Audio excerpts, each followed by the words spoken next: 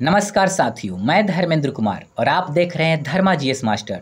दोस्तों 71 BPSC mains की special class series में हमने संविधान की प्रस्तावना टॉपिक को काफ़ी विस्तार से समझा था। आज हम उसी टॉपिक से जुड़े हुए ये पहले टेस्ट का गहराई से विश्लेषण करेंगे कि किस प्रकार के उत्तर लिखने से आप अधिकतम अंक प्राप्त कर सकते थे और कौन सी आम गलतियां होती है और उन्हें कैसे सुधारा जा सकता है। तो चलिए शुरू करते हैं आज का डिस्कशन, अर्थात आंसर राइटिंग को एक स्तर ऊपर ले जाने के लिए। तो आज का हमारा जो पहला टेस्ट था प्रस्तावना से, अब देखिए इसमें जो हमने आपको क्वेश्चन जो दिया था, एक लॉन्ग क्वेश्चन दिया था और एक शॉर्ट क्वेश्चन दिया था। लॉन्ग क्वेश्चन 38 नंबर का होता है और शॉर्ट क्वेश्चन 7 या 8 नंबर का होता है। आप बखूबी इस चीज़ को जानते हैं। तो देखिए पहला क्वेश्चन क्या था, संविधान की प्रस्तावना में वर्णित मूल्यों की वर्तमान भारतीय समाज में प्रासंगिकता की विवेचना कीजिए। पहला क्वेश्चन यह था। अब देखिए सेकेंड क्वेश्चन क्या था जिसको हमने आपको दिया था लिखने के लिए। तो दूसरा जो क्वेश्चन शॉर्ट क्वेश्चन था कि संविधान की प्रस्तावना और उसके अनुच्छेद 362 से संबंध पर प्रकाश डालिए। इन दोनों क्वेश्चनों का आंसर आपको लिखना था। आज हम इसकी एक बेहतर आंसर पर डिस्कस करेंगे। तो चलिए शुरू करते हैं प्रथम क्वेश्चन से। दोस्तों आप हमारे चैनल को सब्सक्राइब जरूर कर लीजिए और टेलीग्राम से आप जुड़ जाइए, जहां समय समय पर आपको पीडीएफ मिलता रहेगा। देखिए पहला प्रश्न, संविधान की प्रस्तावना में वर्णित मूल्यों की वर्तमान भारतीय समाज में प्रासंगिकता की विवेचना कीजिए। अर्थात प्रश्न क्या जानना चाहता है, इसको थोड़ा इजी करके समझते हैं।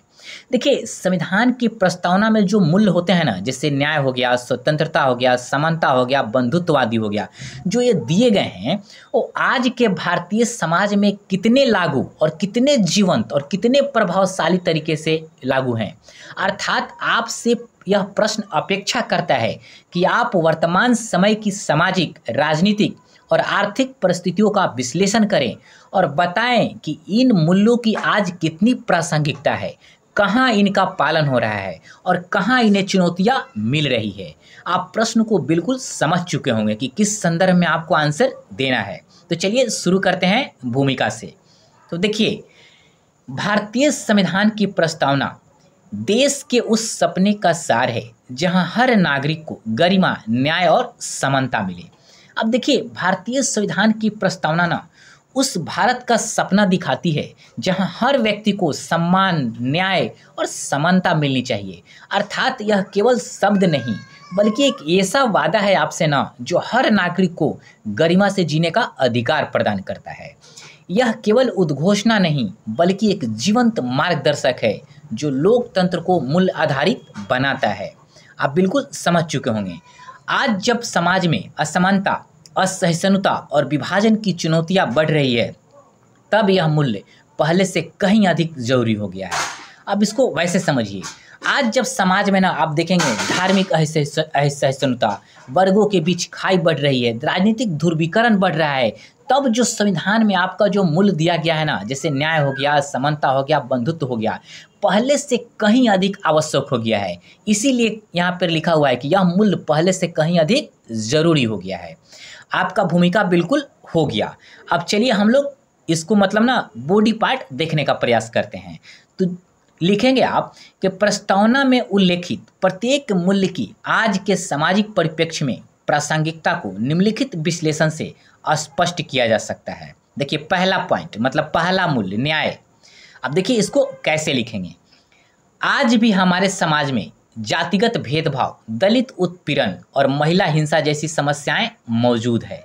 अब देखिए हमारा समाज आप देखेंगे, आप बिल्कुल समझते होंगे कि जातिगत भेदभाव, दलितों पर अत्याचार और महिलाओं के खिलाफ हिंसा जैसी प्रवृत्तियों से पूरी तरीके से नहीं लेकिन आंशिक तौर से जरूर घिरी हुई है और कहीं ना कहीं इससे पूरी तरीके से मुक्त नहीं हो पाई है। और यह जो बुराइयां है उसी के खिलाफ प्रस्तावना का जो मूल्य है वो हमें बताता है कि इस मूल्यों का पालन होना चाहिए। ये मूल्य समाज में सही तरीके से स्थापित होना चाहिए। फिर आप बताएंगे कि एनसीआरबी 2023 के अनुसार अनुसूचित जातियों पर अपराधों में कोई खास गिरावट नहीं आई है। अब देखिए एनसीआरईबी का फुल फॉर्म क्या होता है? नेशनल क्राइम रिकॉर्ड्स ब्यूरो, अर्थात नेशनल क्राइम रिकॉर्ड ब्यूरो के 2023 की रिपोर्ट के अनुसार आप देखेंगे तो अनुसूचित जातियों पर अपराधों में ना कोई भी विशेष कमी नहीं आई है। यह क्या दर्शाता है कि सामाजिक न्याय केवल कागजों तक सीमित है। अब देखिए अगर कोई चीज़ यथार्थ में नहीं दिखेगा तो आप क्या मानेंगे कि सिर्फ कागज पे है, बट कागज पे होगा तो क्या सही है? नहीं, उसे यथार्थ स्तर पे भी उतरना चाहिए। चलिए पैरा चेंज करके फिर क्या लिखेंगे? आर्थिक न्याय भी ना एक बड़ी चुनौती बना हुआ है। अब देखिए कैसे चुनौती बना हुआ है? देश में गरीबी और अमीरी के बीच आर्थिक असमानता ना लगातार बढ़ रही है। आप देखेंगे शिक्षा, स्वास्थ्य और संसाधनों तक ना आम लोगों की पहुंच काफ़ी सीमित है और इससे कहीं ना कहीं कमज़ोर वर्गों को न्याय नहीं मिल पाता। फिर आप बताएंगे कि ऑक्सफोम 2024 की रिपोर्ट बताती है कि भारत के 1% अमीरों के पास देश की 40% संपत्ति है। राजनीतिक न्याय की दिशा में कमज़ोर वर्गों की ना भागीदारी बिल्कुल सीमित है।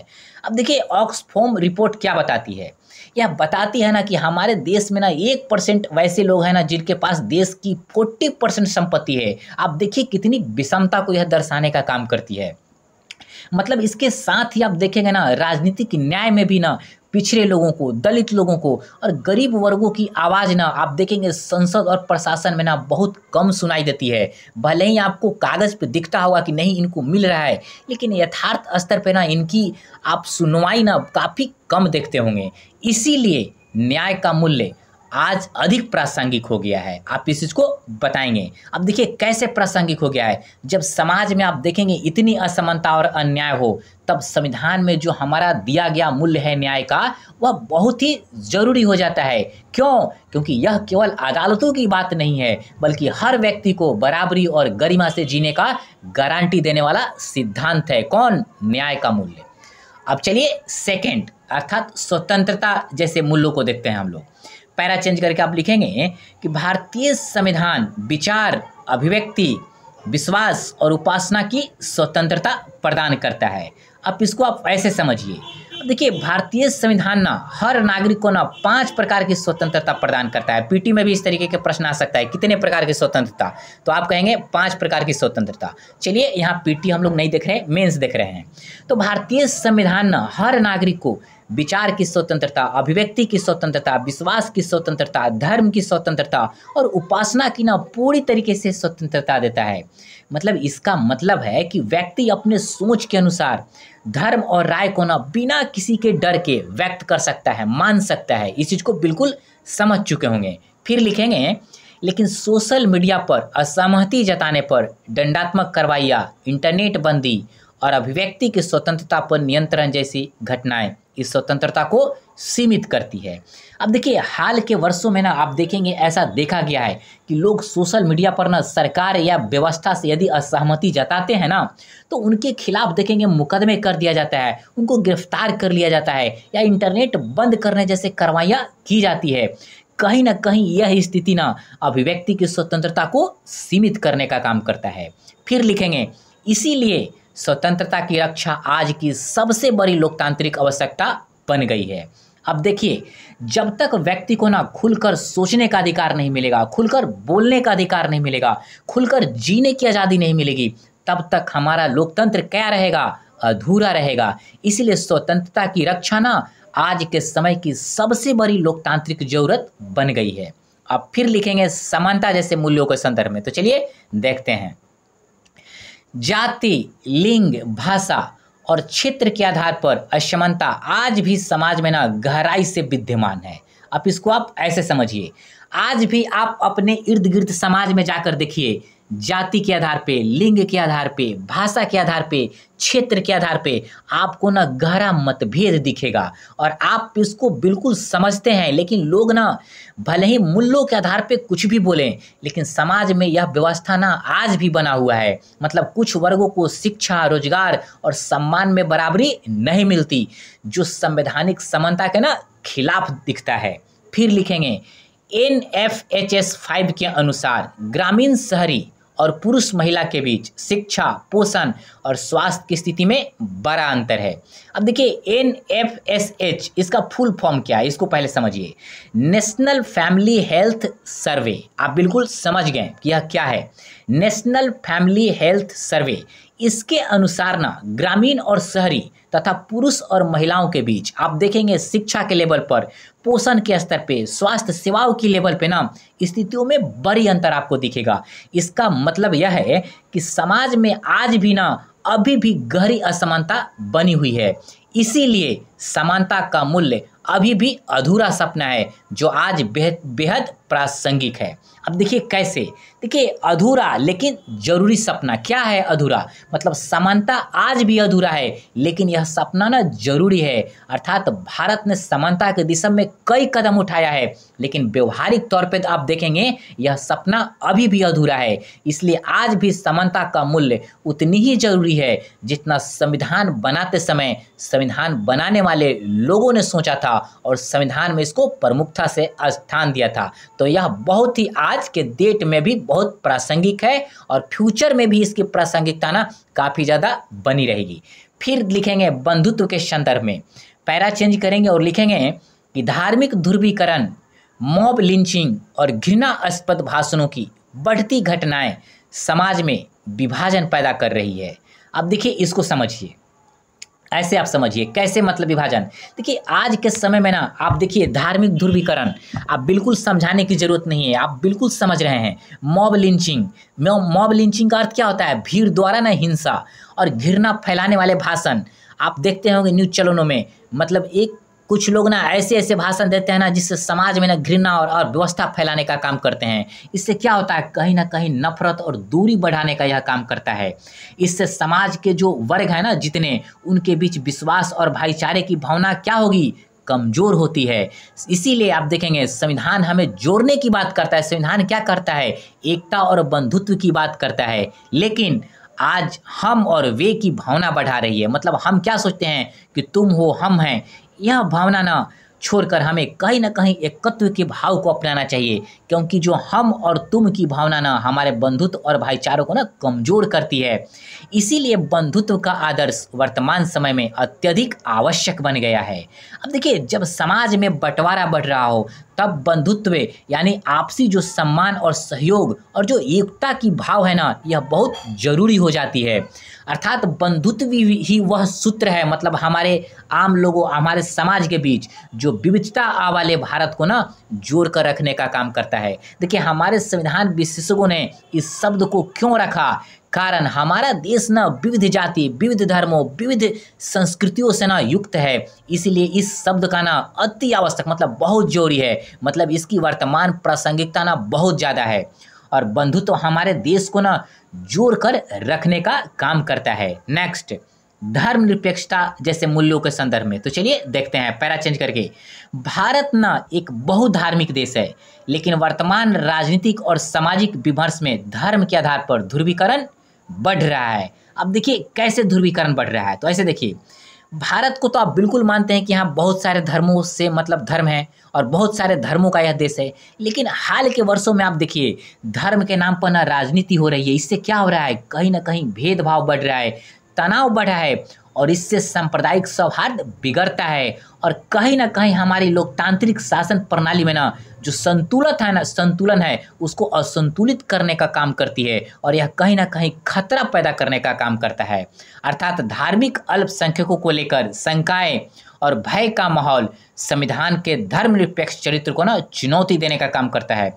देखिए यदि सांप्रदायिक सौहार्द समाज में नहीं रहेगा, धर्मनिरपेक्षता का भाव नहीं रहेगा, तो कहीं ना कहीं हमारे जो लोकतांत्रिक जो प्रणाली है ना उसको चुनौती देने का काम करता है। इसीलिए धर्मनिरपेक्षता की रक्षा आज की अनिवार्यता है, मतलब इसकी प्रासंगिकता ना बेहद जरूरी है। यानी यदि हर धर्म को हम समान आदर दें, हर नागरिकों को धार्मिक स्वतंत्रता मिले, तो संविधान का जो मूल आधार है ना वह बिल्कुल स्ट्रांग होगा। लेकिन यदि इसी के उल्टा हर नागरिक को धार्मिक स्वतंत्रता न मिले, तो संविधान का जो मूल आधार है क्या होगा, कमजोर हो जाता है। इसीलिए धर्मनिरपेक्षता की न रक्षा करना संविधान और राष्ट्र की आत्मा की रक्षा करने के बराबर है और इसकी प्रासंगिकता काफ़ी ज़्यादा है। फिर लिखेंगे लोकतंत्र जैसे मूल्यों के संदर्भ में। तो चलिए देखते हैं। लोकतंत्र केवल चुनाव तक सीमित नहीं है, बल्कि इसमें अभिव्यक्ति की स्वतंत्रता, भागीदारी, पारदर्शिता और उत्तरदायित्व भी शामिल होता है। अर्थात लोकतंत्र को ना सिर्फ आप वोट डालने तक सीमित मत रखिए, इसमें अभिव्यक्ति की स्वतंत्रता की महत्ता, सरकार में जनता की भागीदारी की महत्ता, कितनी सरकार निष्पक्षता से काम कर रही है उसकी महत्ता, सरकार की रिस्पॉन्सिबिलिटी क्या है अर्थात उसकी जवाबदेही क्या है, वह भी उतनी ही जरूरी होती है। फिर लिखेंगे मीडिया की स्वतंत्रता, चुनावी पारदर्शिता और नागरिक अधिकारों में कमी लोकतांत्रिक मूल्यों को कमजोर करती है। अब देखिए, अगर मीडिया की स्वतंत्रता को ना दबा दिया जाएगा, चुनाव में पारदर्शिता यदि कम हो जाएगी और नागरिकों के अधिकारों को यदि आप सीमित कर देंगे, तो लोकतंत्र का पर क्या असर पड़ेगा? लोकतंत्र केवल एक नाम मात्र का रह जाएगा। ऐसे में जो लोकतांत्रिक मूल्य है ना, वह धीरे धीरे करके खत्म हो जाएगी। इसीलिए लोकतंत्र केवल प्रक्रिया नहीं, बल्कि जीवन शैली के रूप में अपनाने की आवश्यकता है। कहने का तात्पर्य है कि लोकतंत्र को सिर्फ कागजों पे मत देखें, एक प्रक्रिया के लेवल पर मत देखिए, बल्कि लोकतंत्र को ना जीवन शैली के रूप में अपनाइए।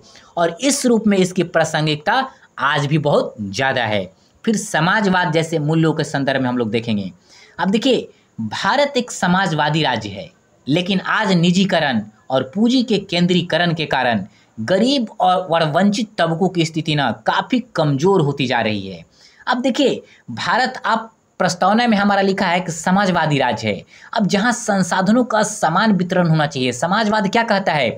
जहां संसाधनों का समान वितरण होना चाहिए, लेकिन आज जब देश तेजी से बढ़ रहा है किसकी तरफ? निजीकरण की तरफ, और धन संपत्ति चंद लोगों के हाथों में मतलब एक प्रकार से जा रही है, मतलब इसका केंद्रीकरण हो रही है। हम लोग पहले देखें कि 1% लोगों के पास 40% संपत्ति है।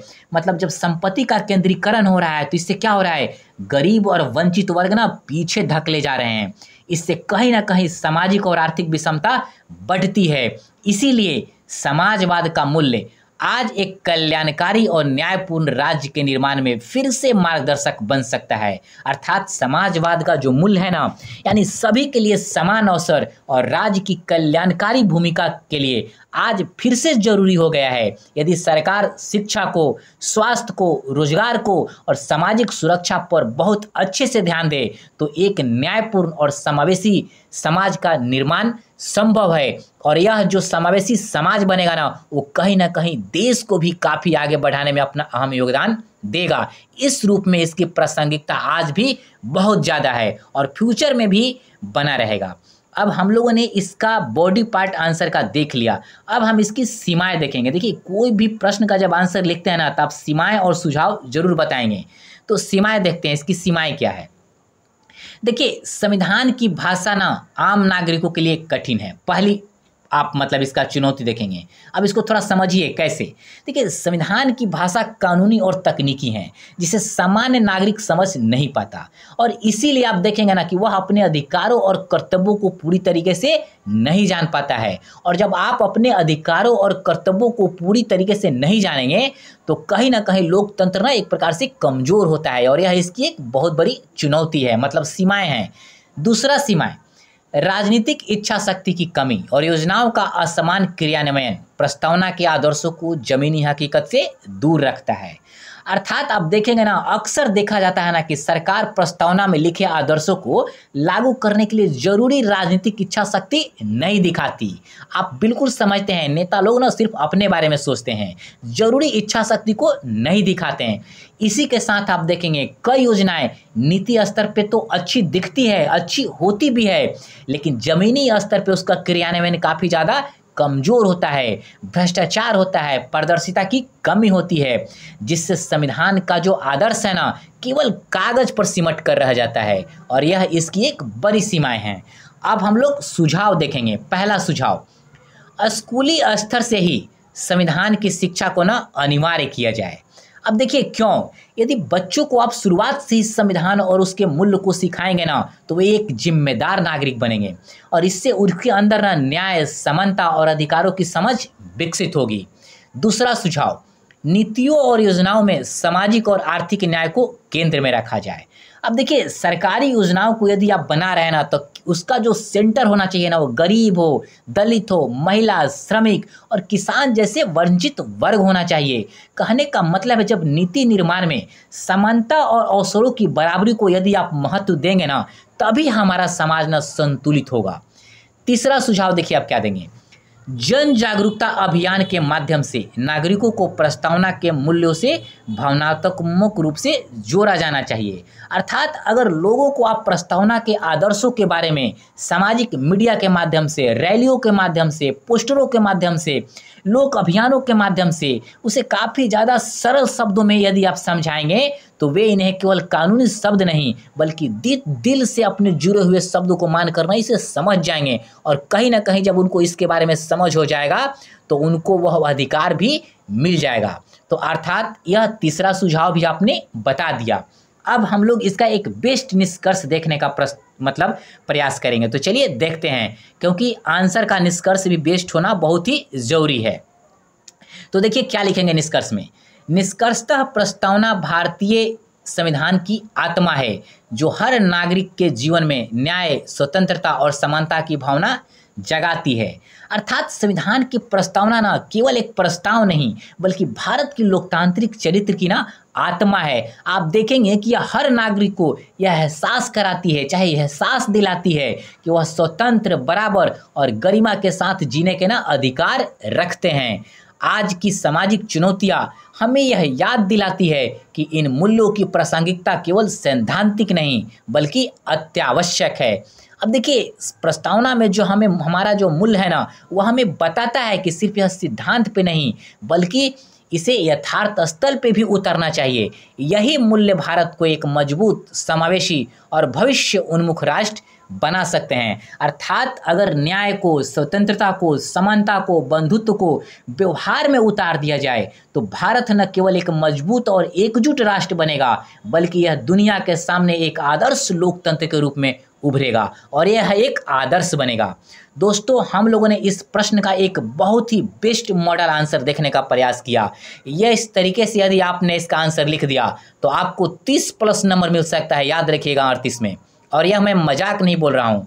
आप यदि ऐसे आंसर लिख कर देखिए और इस तरीके की आंसर को लिखने के लिए ना आप प्रयास करिए और मैं आपको जैसे बताऊं वैसे बिल्कुल करिए। अब हम लोग दूसरे आंसर की तरफ चलते हैं, जो हमारा ना आज का दूसरा प्रश्न शॉर्ट प्रश्न से संबंधित है, मतलब प्रस्तावना से ही, टेस्ट का सेकंड क्वेश्चन। तो चलिए समझते हैं इसको, टेस्ट के सेकंड क्वेश्चन को। संविधान की प्रस्तावना और उसके अनुच्छेद 362 से संबंध पर प्रकाश डालिए। अब देखिए इसको ऐसे समझिए, मतलब यह कहना क्या चाह रहा है, पहले इसको आप मतलब वैसे समझिए। प्रश्न यह ना दोनों को ना एक प्रकार से ना संबंध जानने का मतलब प्रयास कर रहा है। मतलब आपसे यह पूछ रहा है कि संविधान की आत्मा मतलब प्रस्तावना को बदलने की अनुमति है या नहीं, अगर है तो उसकी सीमा क्या है। प्रश्न आपसे यह जान रहा है। मतलब प्रस्तावना मतलब और अनुच्छेद 362 इन दोनों के बीच कनेक्शन क्या है, इस संदर्भ में आपको आंसर देना है शॉर्ट में। अर्थात 90 से 100 शब्दों में इसका आप आंसर लिखेंगे। तो चलिए देखते हैं इसके आंसर को। देखिए पहले भूमिका लिखेंगे, एक बेहतर भूमिका। संविधान की प्रस्तावना देश के आदर्शों और लक्ष्यों को ना दर्शाती है, जबकि अनुच्छेद 362 संविधान में संशोधन की प्रक्रिया को परिभाषित करता है। अर्थात संविधान की प्रस्तावना देश के मूल आदर्शों और लक्ष्यों जैसे न्याय का हो गया, स्वतंत्रता हो गया, समानता हो गया, बंधुत्व हो गया, इनको ना दर्शाने का काम करती है। जबकि अनुच्छेद 362 क्या बताती है, संविधान को बदलने यानी संशोधन करने की प्रक्रिया को दर्शाती है। फिर लिखेंगे दोनों के बीच का संबंध संविधान की स्थिरता और लचीलापन को संतुलित करता है। आपका भूमिका हो गया, मतलब 7 या 8 नंबर के प्रश्न को आंसर में भूमिका इससे ज़्यादा नहीं, इससे कम ही देना है लेकिन ज़्यादा नहीं। अब फिर लिखेंगे कि प्रस्तावना और अनुच्छेद 362 के बीच संबंध को निम्नलिखित पहलुओं से स्पष्ट किया जा सकता है। पहला पॉइंट देखिए कैसे लिखेंगे।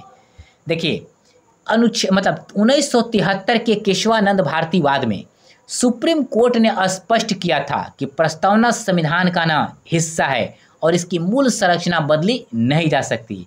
अर्थात सुप्रीम कोर्ट ने कहा था कि प्रस्तावना भी संविधान का ना अहम हिस्सा है लेकिन इसे बदला नहीं जा सकता। अगर आप इसमें बदलाव लाते हैं, मतलब मान लीजिए तो इसकी मूल जो भाव है ना, जैसे बेसिक स्ट्रक्चर, वह चेंज नहीं होना चाहिए।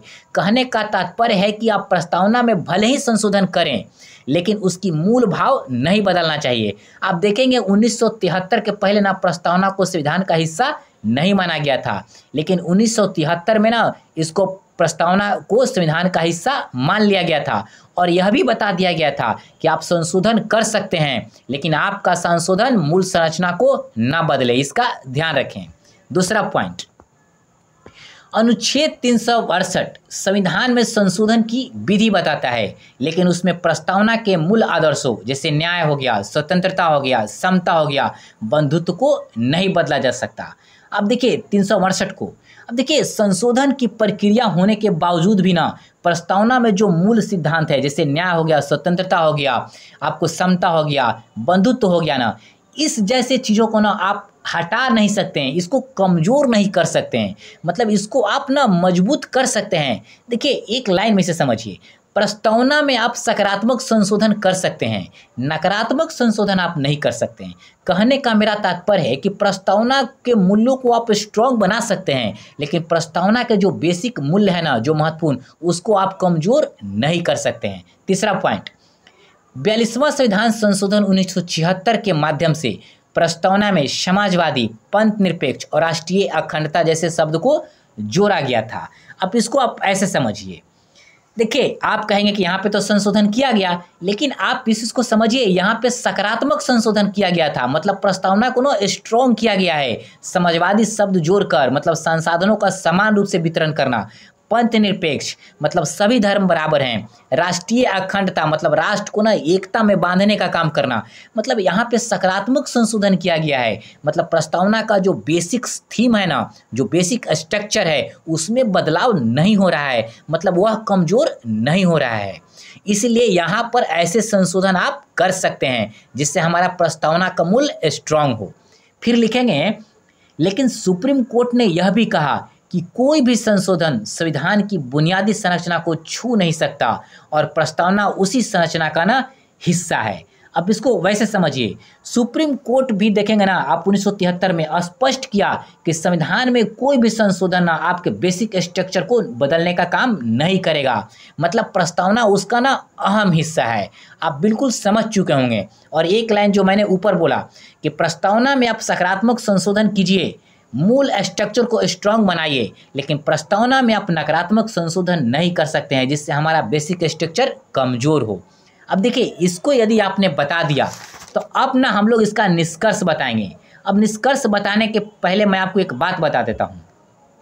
आपको यहाँ लग रहा होगा कि हमने बॉडी पार्ट तो बता दिया, हमने यहाँ सीमाएं नहीं बताया, मतलब कमियां, और इसका सुझाव नहीं दिया। तो इस चीज़ को आप समझ लीजिए, आप ना इसको समझ लेंगे तो आप बहुत अच्छे अंक प्राप्त करेंगे। जहाँ पे ना मतलब संबंध, मतलब इस तरीके के प्रश्नों में ना सीमाएं नहीं बताया जाता। अब जब सीमाएं नहीं बताएंगे तो सुझाव भी नहीं बताएंगे। कहने का मतलब है ना कि आप इसको ऐसे समझिए, यहाँ केवल प्रस्तावना और मतलब जो 368 जो अनुच्छेद है ना, संबंध की बात करता है, मतलब यह कनेक्शन पूछ रहा है, मतलब यह प्रश्न संबंध की बात कर रहा है। मतलब इससे आपको मतलब आप समझिए, इस प्रश्न में ना कोई भी नीति की व्यवहारिकता या संविधान की आलोचना की डिमांड नहीं करती।